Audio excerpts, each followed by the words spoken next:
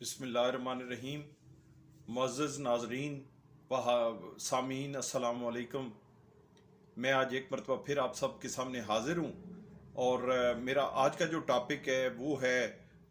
आज का supreme court का वो एक 6 जजेस का डिसीजन कि जिसमें उन्होंने एक पब्लिक के जो पर्सनस के जो केसेस हैं उनकी मिलिट्री कोर्ट्स में समाअत के मुतालिक जो एक डिसीजन दिया और एक आर्डर जो पास हुआ था कि ये केसेस मिलिट्री कोर्ट में नहीं जा सकते, उस आर्डर को सस्पेंड किया। तो उसके हवाले में उसके हवाले से क्योंकि सोशल मीडिया के ऊपर भी काफ़ी लोगों की मुख्तलिफ आरा आ रही थी और मुझे भी कुछ दोस्तों ने टेलीफोन किया और इसके मुतालिक डिस्कशन की, तो मैंने ये ज़रूरी समझा कि मैं आप तक ये अपनी जो राय है, जो मेरा जो नॉलेज है इसके मुतालिक वो आप तक पहुंचाऊं। गुजारिश ये है कि मिलिट्री कोर्ट्स बाकायदा तौर पे मिलिट्री एक्ट के तहत बनाई जाती हैं और कोई भी शख्स जो कोई भी ऐसा ऑफेंस कमिट करता है विद इन पाकिस्तान या पाकिस्तान से बाहर भी रह के, अगर पाकिस्तान का कोई शख्स अगर कोई ऐसा ऑफेंस कमिट करता है कि जो पाकिस्तान की फोर्सेस को किसी भी हवाले से नुकसान पहुंचाता है या गद्दारी का मुर्तकब होता है या कोई और उसका ऐसा एक्ट होता है कि जो उस ऑफेंस की डेफिनेशन में आता है, तो वो केसेस मिलिट्री कोर्ट्स में ही चलते हैं। इससे पहले भी ये था और ज़ाब्ता फौजदारी के अंदर भी ये प्रोविजन मौजूद है कि ऐसे अशखास जो हमारी अफवाज पाकिस्तान या हमारी जो नेवल और एयरफोर्स है उनसे मुतल्लिक अगर कोई भी शख्स अगर किसी ऐसे जुर्म में मुलवस होता है कि जो जुर्म वो सोसाइटी के अंदर आके कोई ऐसा कमिट करता है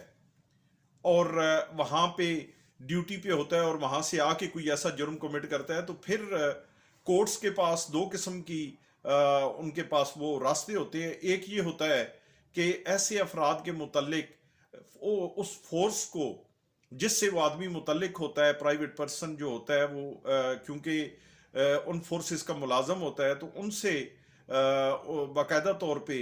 ये उनसे रिक्वेस्ट वहाँ पे भेजी जाती है और उनसे पूछा जाता है कि क्या इस शख्स का ट्रायल वहाँ पे वो चलाएंगे या इन कोर्ट्स ने चलाना है। और अगर वो कहें कि नहीं उसका ट्रायल यहाँ पे चलेगा, उसने यहाँ पे कोई ऑफेंस, तो फिर ये ऑर्डिनरी कोर्ट्स जो है ये उसको टेकअप करती हैं। लेकिन ऐसे जराइम जहाँ पे कोई भी ऐसी FIR लॉज होती है या कोई ऐसा क्रिमिनल एक्ट अगर कोई शख्स करता है, खा वो सिविलियन ही हो, और उसका वो एक्ट जो है वो उस जो आर्मी एक्ट की जो प्रोविजंस है वो अगर उस पर अप्लाई होती हो, तो फिर ऐसे शख्स का जो केस है वो मिलिट्री कोर्ट में ही चलना चाहिए। क्योंकि आप देखें कि जिस तरीके से अब फॉर एग्जांपल कोई FIA से मुतलिक अगर कोई बंदा को ऑफेंस कमिट करता है और किसी भी FIR के अंदर अगर कोई FIA के उस जो रिलेटेड लॉज हैं, एक्ट्स हैं, उनके मुतालिक अगर कोई प्रोविजन इस पे अप्लाई होती है, तो फिर उनका जो केसेस हैं वो उस स्पेशल कोर्ट में चलेंगे जो FIA के मुतालिक बनाई गई। इसी तरह एंटी नारकोटिक्स फोर्सेस हैं,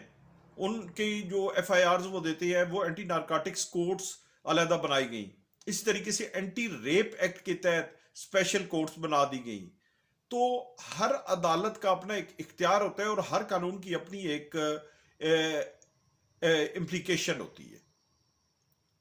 सेम पोजीशन है यहां पे भी कि मिलिट्री एक्ट के तहत जो भी कोई ऑफेंस कमिट होता है और कोई प्रोविजन अप्लाई होगी, तो वो केसेस वहां पे मिलिट्री कोर्ट्स में ही चलेंगे। और इस लिहाज से सुप्रीम कोर्ट का आज का जो डिसीजन है वो मैं समझता हूं कि बिल्कुल अकॉर्डिंग टू दी लॉ है, क्योंकि सुप्रीम कोर्ट पाकिस्तान की एक सुप्रीम अदलिया है, एक सुप्रीम इदारा है जुडिशरी के हवाले से, और कानून की तशरी, आइन की तशरी,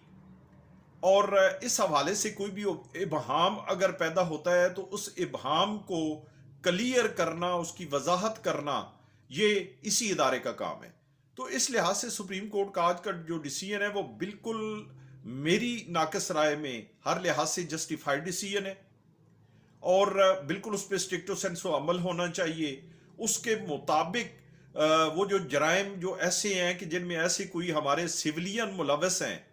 जिस तरीके से इस मुल्क के अंदर पीछे जो इक़दामात हुए, मुख्तलिफ लोगों ने बड़े रॉन्ग एक्ट्स किए, जिसकी वजह से फिर बाद में उनको वो चीज़ें फेस भी करना पड़ी, और मुख्तलिफ लोगों ने फिर आके टीवी के ऊपर और मुख्तलिफ सोशल मीडियाज़ के ऊपर और इलेक्ट्रॉनिक मीडिया के ऊपर आके उसकी वजाहतें की और उस वाक़या की मजम्मत भी की। तो ये ऐसे मामलात हैं कि अगर इन मामलात को न रोका जाए तो मेरा ख्याल है कि ये हमारा एक आर्मी ऐसा इदारा है जो हमारी सरहदों के साथ साथ मुल्क के अंदरूनी और बैरूनी सारे मामलात को इन्होंने हर लिहाज से आर्मी की वजह से एक प्रोटेक्शन है, और हमारा पाकिस्तान एक एटमी ताकत है, और हमारी फोर्सेस के वो जर्री जवान, वो बाहिम्मत जवान के जिन्होंने इस मुल्क के लिए अपनी जानें कुर्बान की, तो अगर उन्हीं इदारों पे ऐसे हमले होते रहे और उन्हीं इदारों के साथ अगर ज्यादती होती रहे, बल्कि मैं तो समझता हूं कि यह भी बहुत बड़ी ज्यादती है कि जिस तरीके से हम अपनी आर्मी को सोशल मीडिया के ऊपर आके तो मुख्तलिफ तरीकों से ब्लेम करते हैं और मुख्तलिफ हम गलत कमेंट्स देते हैं, उसका हमें तो चलें शायद हमारी ज़हनी सेटिस्फेक्शन किसी हद तक होती हो जो बंदा कोई इस किस्म का स्टेटमेंट देता है, लेकिन उसके नुकसानात आप देखें कि पब्लिक के अंदर आर्मी के खिलाफ, अदलिया के खिलाफ, इन इदारों के खिलाफ आप एक ऐसा मवाद पैदा कर रहे हैं कि जिससे एक मुल्क के अंदर इस